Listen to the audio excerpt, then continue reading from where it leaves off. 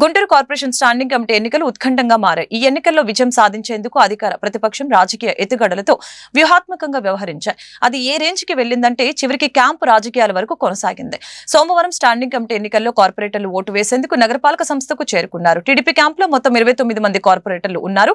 అదేవిధంగా వైసీపీ క్యాంపులో 26 మంది కార్పొరేటర్లు కనిపించారు. విజయానికి అవసరమైన మ్యాజిక్ ఫిగర్ 29 మంది కార్పొరేటర్లు కూటమి క్యాంపులో కనిపించడం విశేషం. గుంటూరు తూర్పు ఎమ్మెల్యే మహమ్మద్ నజీర్ అహ్మద్, పశ్చిమ ఎమ్మెల్యే గల్లా మాధవి, ప్రతిపాడు ఎమ్మెల్యే బూర్ల రామాంజనేయులు దగ్గరుండి స్వయంగా స్టాండింగ్ కమిటీ ఎన్నికల ప్రక్రియను పర్యవేక్షించారు. అదేవిధంగా వైసీపీ తరపున ఎమ్మెల్సీ చంద్రగిరి యేసురత్నం, వైసీపీ తూర్పు ఇన్ఛార్జి నూరి ఫాతిమా పర్యవేక్షించారు.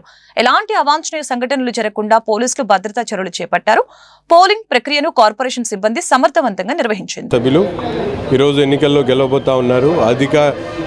గత 4-5 సంవత్సరాల నుంచి గుంటూరు నగరం అభివృద్ధి పూర్తిగా కుంటపడిందనే ఆలోచన ప్రజాప్రతినిధులకు వచ్చి ఈరోజు వాళ్ళందరూ స్వచ్ఛందంగా ముందుకు వచ్చి అధికారం ఉన్నప్పటికీ కూడా స్టాండింగ్ కమిటీ ఎన్నికల్లో కూటమి నాయకత్వాన్ని బలపరచడానికి ముందుకు వస్తాం.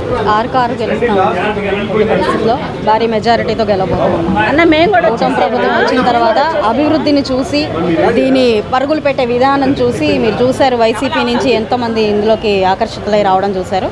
కాబట్టి ఎట్టి పరిస్థితుల్లో మెజారిటీతో ఈ యొక్క మేయర్ ఎలక్షన్స్, ఈ యొక్క కౌన్సిల్ ఎలక్షన్స్ గెలవబోతున్నాం. ఇప్పుడు భయపడి ఒక వర్గం మొత్తం క్యాంప్ రాజకీయాలని వెళ్ళారండి. మేమందరం సరదాగా మా యొక్క కార్పొరేటర్లు అందరూ ట్రిప్ కావాలి అంటే ట్రిప్కి తీసుకెళ్ళాం.